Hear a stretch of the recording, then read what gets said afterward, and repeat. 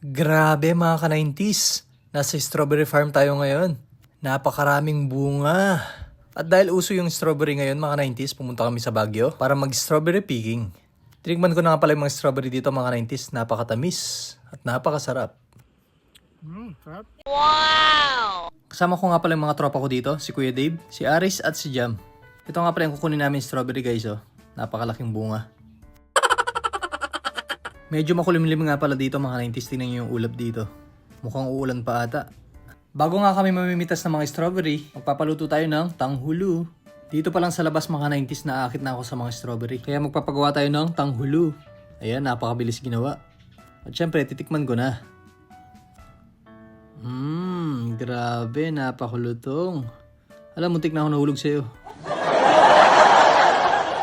Nakakamiss talagang kumain ng tanghulu mga 90s. At dahil dyan, pinatikim ko na nga pala yung mga kasama ko dito. Talagang sarap na sarap sila mga 90s. Talagang napakatamis daw ng asukal. Si Jam naman yung papatikimin natin mga 90s. Tignan niyo siya. Sarap na sarap. O ha? Si Kuya Dave naman ang titikim. Uy, sarap na sarap siya. Palit nga pala kami ng mga damit dito mga 90s. Dahil gumaganda na ang panahon. At dahil gumaganda na yung panahon dito, dumami na naman yung mga tao dito. Ayan yung mga sasakyan, no? Napakarami. At sumisikat na rin ang araw. Wow! Grabe, lahat ng ito mga 90s gulayan at strawberry. Balang araw, makakabili din ako ng lupa. Yung nakapaso. Tignan nyo guys, oh, kitang-kita yung mga strawberry dito. Wow, grabe, napakaraming bunga. Parang kamatis lang. Dahil papunta na kami sa strawberry farm mga 90s, uminit na bigla. Kaya nagsalilong kami. Hindi ko alam kung anong Tagalog dun eh. Bala kayo. Talagang kapasok pa lang namin.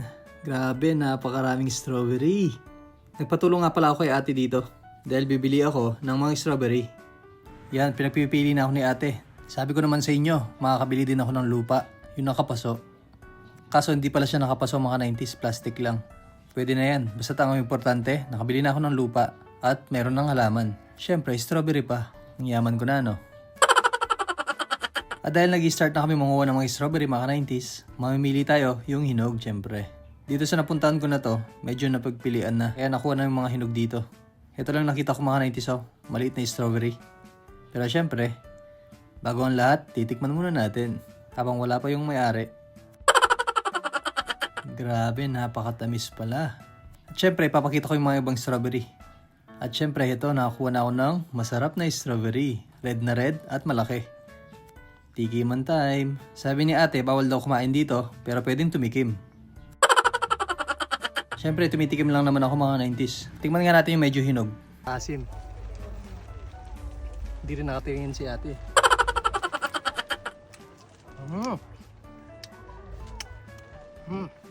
Napakasarap guys, napakaasim. Ito nga pala yung mga kasama ko mga 90s oh. Napakarami na nilang nakuha. Sana all, marami na silang nakuha. Ako naman, marami na akong nakain. Bahala sila. Ayan na mga 90s, nakakarami na ako.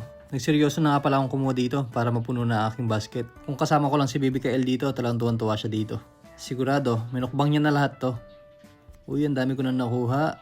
Grabe, pwede na siguro to. Let's go. Bago matapos ang lahat, syempre, titikman muna natin.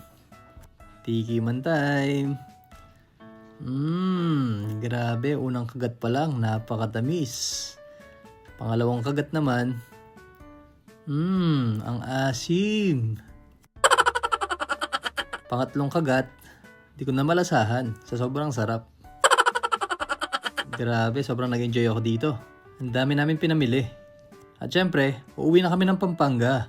Uuwi ko nga pala ng bahay mga 90s. Kinuha na agad ni BBKL yung bunga. Uy, galing! Open natin. Tingin. Hugas mo natin, hugas. Hugas muna, hugas. Sige, kain mo na, kain mo na.